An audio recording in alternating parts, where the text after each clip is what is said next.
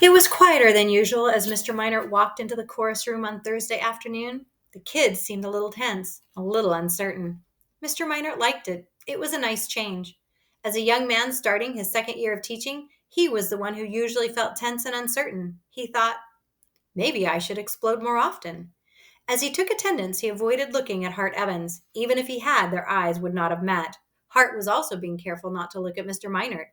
He had decided that it was a good day to keep a low profile. The teacher tossed his grade book back onto his desk and said, "Let's start off today with our new Hanukkah song."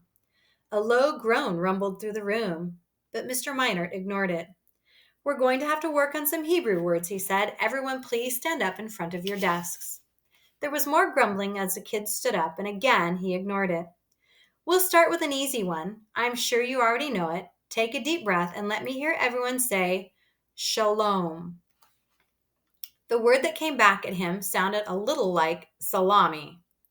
Mr. Minor shook his head. "No, no, listen. Shalom. Say it." Again, the class made a sound, and again Mr. Minor shook his head. "No, no, not shiloom. Shalom. That's a long O, like home. Say it clearly with me. 1, 2, 3. Shh." Halfway into the first syllable, Karen Baker pointed at the windows and yelped, "Look, it's snowing." The Hebrew lesson screeched to a stop. Everyone turned to look. "Hey, snow, look, it's snowing." Tim Miller shouted, "Maybe tomorrow will be a snow day." A spontaneous cheer burst out, and the kids rushed toward the long wall of windows.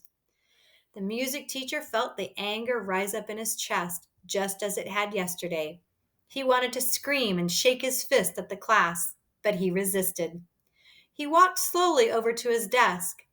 On his way, Mr. Minor noticed with some satisfaction that one kid had stayed in his seat. Hart Evans. Mr. Minor forced himself to sit down behind his desk. He opened a copy of Music Educator magazine.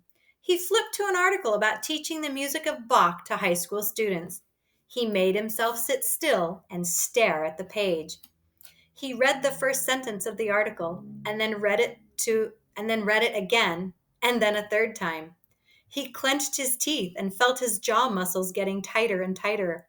He said to himself, "I'm not going to yell. I will not lose my temper.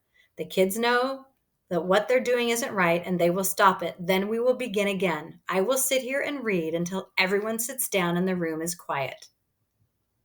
It didn't happen. The kids at the windows stayed there. Ed Kenner opened one and stuck his hand out trying to catch snowflakes. In 5 seconds, all the windows were open. Around the room, small groups of children formed and the kids started talking and laughing. Some of them leaned against the folding chairs and some of them sat down in clusters on the floor.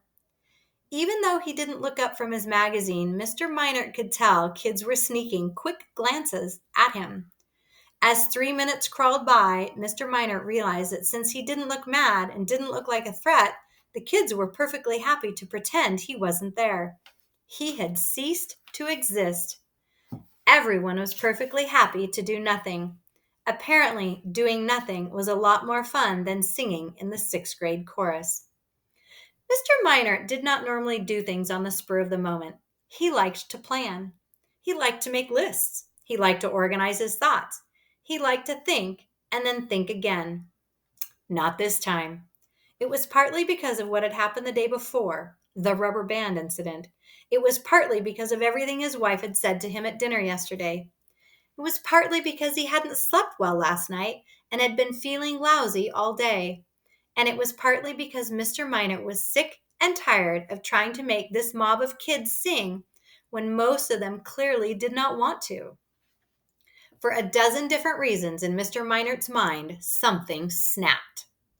He jumped up to his feet and grabbed a piece of chalk and began writing on the board. Kids turned to watch. In tall letters, he wrote out HOL, but he pressed so hard and wrote so fast that the chalk broke. Mr. Minor threw the yellow stub to the floor and snatched up another piece and kept pushing until he had written these words on the chalkboard. Holiday Concert, December 22nd, 7 p.m. Quiet spread across the room like an oil spill. Kids began tiptoeing back to their seats. His shoulders tense and his jaw still clenched, Mr. Minert kept writing. Sixth grade orchestra, 20 minutes. Sixth grade band, 20 minutes. Sixth grade chorus, 30 minutes. Mr. Minert underlined the bottom words 3 times, and each time the chalk made a sound that would have made a dog run out of the room. Then he turned to look at the class. Each child was seated. Every eye was on his face. Mr. Minert spoke slowly, pronouncing each word carefully. 30 minutes. That's how long the chorus will perform during the holiday concert. All your parents will be there. Grandparents will be there. Probably brothers and sisters. It's the biggest concert of the year. Well, guess what? He slowly raised his right arm, and with his fingers stretched out, palm down, he swept his hand from side to side, pointing at the whole chorus. This holiday concert, this 30-minute performance, it's all yours. Someone let out a nervous laugh. Mr. Minert spun toward the sound. Think this is funny? Well, just wait until December 22nd, a little after 7:30. That's when the real fun begins. You see, no one's coming to this concert to see me. I'm just the music teacher. Everyone is coming to see you, to listen to you, to watch the wonderful program. So that's when things will start to get fun, because from this moment on, this holiday concert is all up to you. To you, not me. It's not my concert. It's your concert. You don't like the songs I've picked? Fine, pick your own. You don't like the way I run rehearsals? No problem, run them yourselves. You don't want to sing at all? Then you can just stand up in front of your parents and the rest of the school for half an hour and do nothing. Who knows what will happen on December 22nd? Not me. Right now, there's only one thing that I'm sure of.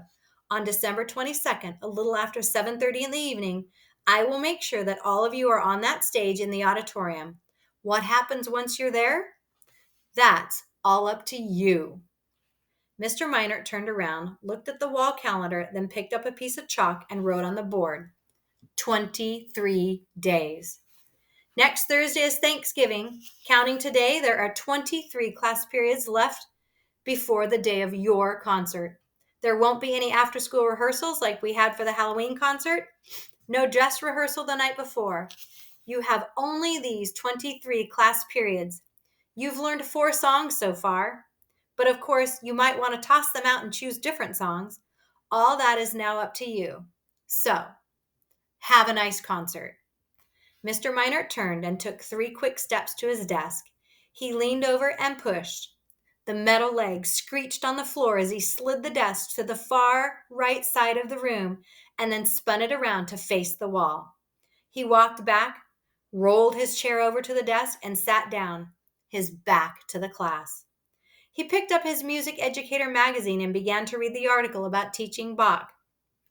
For the first time in more than a month, Mr. Minert felt great.